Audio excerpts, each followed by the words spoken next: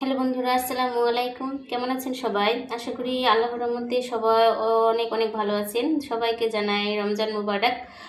অবশ্যই সবার রমজানের দিনগুলো অনেক ভালো কাটছে, যেহেতু ছোট দিন। তাই রমজানে তো অনেকে অনেক ইফতার বানায়। তবে রমজান মাস যেহেতু রোজা, সারাদিন রোজা রেখে সবাই মুখরোচক কিছু খাবার খেতে চায়। মুখরোচক খাবার খেলে তো না, সেটা কীভাবে বানালাম, কেমন পুষ্টিসম্মত হলো কিনা সেই দিকেও আমাদের খেয়াল রাখতে হবে। এর জন্য আমি মূলত পুঁই শাক আর ডিম দিয়ে একটা পুষ্টিকর একটা পুষ্টিকর চাল চপ বানিয়ে ফেলছি আর কি, যেটা আমাদের যদিও রমজান মাসে মুখরোচক খাবার এড়িয়ে যাওয়াই ভালো, কিন্তু তারপরও যেহেতু সারাদিন রোজা রেখে কিছু ঝাল জিনিস খেতে ভালো লাগে। তবে যেটা আমাদের শরীরে স্বাস্থ্যসম্মত কোনো ক্ষতি না করে, এই জন্যে এই জিনিসটা বানানো আর কি।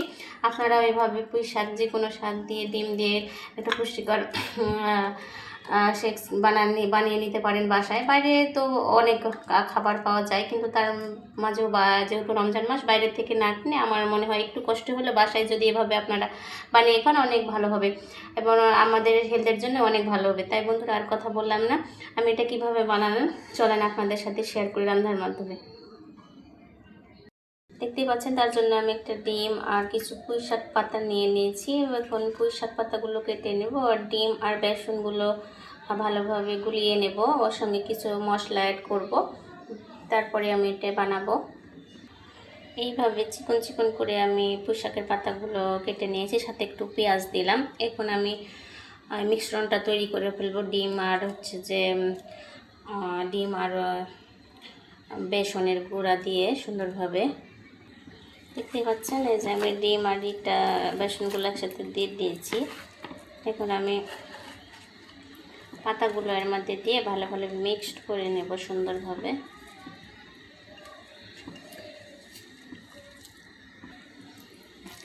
তো নরম করা যাবে না, যেহেতু আমি এটা সুন্দরভাবে চপের মতো করে বানাবো, ওর জন্যে যে এরকম করে। এখন আমি তেলটা দিয়ে দেব গরম করে, তার মাঝে দিয়ে দেব।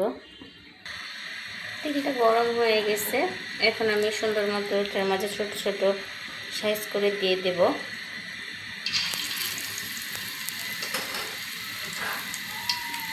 সবগুলো দিয়ে ফেলবো।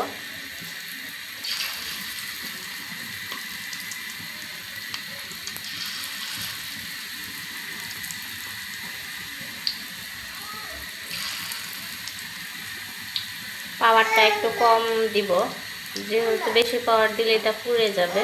এভাবে সবগুলো দিয়ে ফেলবো। এক সাইড হয়ে গেছে, আমি এখন আরেকটা সাইড উল্টিয়ে দেব সুন্দর করে, একটা একটা করে, যে লাল লাল হয়ে গেছে।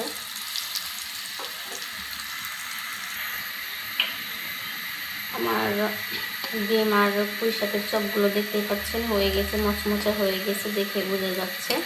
এখন আমি এগুলোকে নামিয়ে পরিবেশন করে ফেলবো।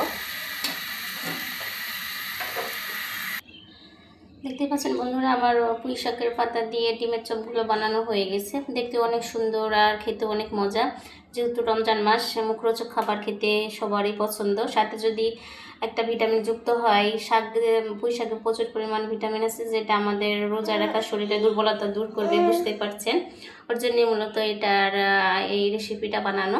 আমার রেসিপিটা কেমন লাগলো, যদি আপনাদের ভালো লাগে অবশ্যই আমার কমেন্ট বক্সে কমেন্ট করবেন, এবং যদি ভালো লাগে তাহলে আমার চ্যানেলটা অবশ্যই সাবস্ক্রাইব করে দিবেন।